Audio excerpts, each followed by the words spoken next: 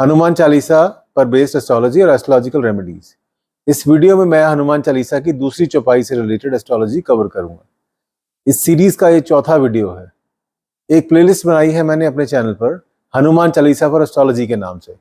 इस प्लेलिस्ट पर आपको पहले 3 वीडियोस और फ्यूचर में हनुमान चालीसा पर एस्ट्रोलॉजी सीरीज के आने वाले सभी वीडियोस मिल जाएंगे। रामदूत अतुलित बलधामा, अंजनी पुत्र पवन सुतनामा, हनुमान चालीसा की दूसरी चौपाई। ये चौपाई किन किन इश्यूज में एप्लीकेबल है पहले ये बताता हूँ। लाइफ में बड़े बड़े लोगों से कनेक्ट कैसे बनाएं और अपनी अपब्रिंगिंग के थ्रू मिली हुई पर्सनालिटी को समय या स्थिति के अनुरूप कैसे अडेप्ट करें, इनमें एप्लीकेबल है हनुमान चालीसा की दूसरी चौपाई। अगर लाइफ में इस चौपाई का क्या मीनिंग है ये जानना है तो हनुमान चालीसा फॉर लाइफ वाली सीरीज में दूसरी चौपाई पर मेरा वीडियो आप देख सकते हैं। एस्ट्रोलॉजिकल मीनिंग के लिए इस वीडियो में स्टेप वाइज आगे बढ़ते हैं। रामदूत अतुलित बलधामा, हनुमान जी को यहाँ श्री राम का ऐसा दूत कहा गया है जो बहुत ही पावरफुल है। अतुलित मतलब जिनके जैसा कोई नहीं, यानी अगर श्री राम तक कोई मैसेज भेजना है और श्री राम का रिस्पॉन्स भी चाहिए तो ये आपके लिए सिर्फ हनुमान जी ही कर सकते हैं। अब इसके पीछे की एस्ट्रोलॉजी समझते हैं। श्री राम मतलब सन, सूर्य, राजा। आपके हॉरोस्कोप में सन यानी लियो के हाउस को ओन करता है और कहाँ प्लेस्ड है, इससे पता चलता है कि आपको लाइफ में बड़े बड़े लोगों से कनेक्ट किस लिए बनाना चाहिए। हनुमान जी मतलब मार्स, मंगल। मार्स 2 ज़ोडिएक साइंस को ओन करता है, एरीज और स्कॉर्पियो। काफी अध्ययन करने के बाद मैंने ये जाना कि हनुमान चालीसा की दूसरी चौपाई के बड़े बड़े लोगों से कनेक्ट बनाने वाले एस्पेक्ट में एरीज साइन एप्लीकेबल है।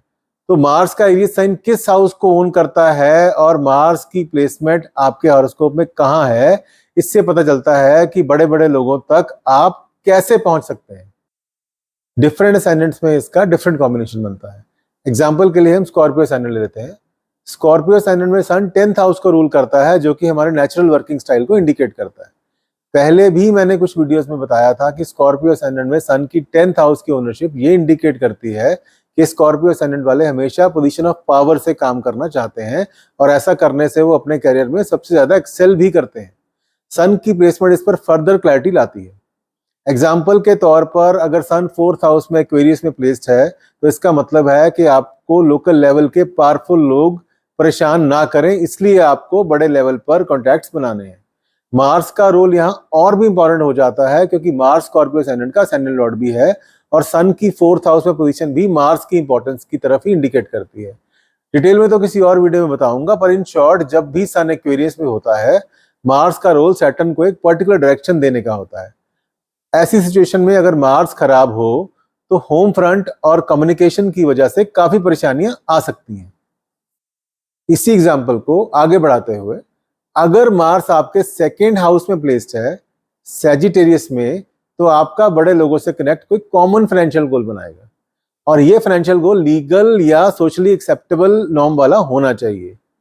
अंडर द टेबल वाले फाइनेंशियल गोल्स यहाँ नहीं चलेंगे क्योंकि एरीज स्कॉर्पियो असेंडेंट के 6th हाउस को रूल करता है। तो ये financial goal changing business environment के कारण पैदा हुई किसी फाइनेंशियल अपॉर्चुनिटी से रिलेटेड भी हो सकता है। सन और मार्स के इन कॉम्बिनेशंस को स्टडी करके स्कॉर्पियो असेंडेंट वालों के करियर फ्रंट के लिए कई रेमेडीज भी मिलती हैं। इसी तरह से हनुमान चालीसा की दूसरी चौपाई के थ्रू हम बाकी सभी असेंडेंट्स की भी इंटरप्रिटेशन कर सकते हैं। अब आ जाते हैं इस चौपाई के अंतिम 2 भागों पर। अंजनी पुत्र पवन सुतनामा। हनुमान चालीसा फॉर लाइफ वाली सीरीज में जब मैंने दूसरी चौपाई पर वीडियो किया था तो ये बताया था कि कैसे दूसरी चौपाई के इस भाग का संबंध अपनी अपब्रिंगिंग द्वारा एक्वायर्ड पर्सनालिटी को समय और स्थिति के हिसाब से अडेप्ट करने से है। एक्वायर्ड पर्सनालिटी को जुपिटर और मून रूल करते हैं और अडेप्टेबिलिटी को मरकरी। इसकी इंटरप्रिटेशन कैसे करनी है ये छोटी सी एग्जांपल देकर समझाता हूँ। लिब्रा असेंडेंट में अगर मून 1st हाउस में प्लेस्ड है और जुपिटर 4th या 5th हाउस में, तो जो पर्सनालिटी अपब्रिंगिंग के समय ऐसे लोगों की बन जाती है उसे बदलना बहुत ही मुश्किल होता है। अडेप्टेबिलिटी बहुत मुश्किल हो जाती है ऐसे लोगों के लिए और वर्क फ्रंट भी काफी परेशानियां लाता है। लाइफ पार्टनर अगर सिमिलर पर्सनालिटी वाला ना मिले तो पर्सनालिटी क्लैशेस होते हैं और मैरिड लाइफ काफी डिफिकल्ट रहती है। इसका समाधान ढूंढना है तो मरकरी की पोजीशन को देखिए। मरकरी का जो साइन लिब्रा असेंडेंट वालों को ऐसी सिचुएशन में हेल्प कर सकता है वो है जेमिनी, क्योंकि वर्गो तो उन्हें और धकेल देगा एक फिक्सेटेड पर्सनालिटी की तरफ। अगर मरकरी 3rd हाउस में प्लेस्ड है तो ऐसे लोगों को अपनी जुबान पर कंट्रोल रखना चाहिए। चुप रहने के लिए माइंड को एक स्ट्रक्चर्ड वे में कंडीशन करने से बेनिफिट्स मिलते हैं। मकरी अगर 4th हाउस में प्लेस्ड है तो मूड स्विंग्स पर ध्यान दें। होम फ्रंट पर ऐसे मूड स्विंग्स डिफिकल्टीज ला सकते हैं। मकरी अगर 9th हाउस में जेमिनी में ही प्लेस्ड है तो कुछ बड़ा करने की मोटिवेशन अडेप्टेबिलिटी की तरफ लेकर जा सकती है। इसी तरह से और भी कई रेमेडीज निकल कर आती हैं हनुमान चालीसा की दूसरी चौपाई से। बाकी असेंडेंट्स के लिए भी हम इस तरह से इंटरप्रिटेशन कर सकते हैं।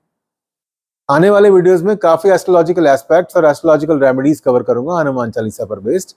अगला वीडियो हनुमान चालीसा पर एस्ट्रोलॉजी पर हनुमान चालीसा की तीसरी चौपाई पर करूंगा। मेरा नाम कुजनीश वशिष्ठ है।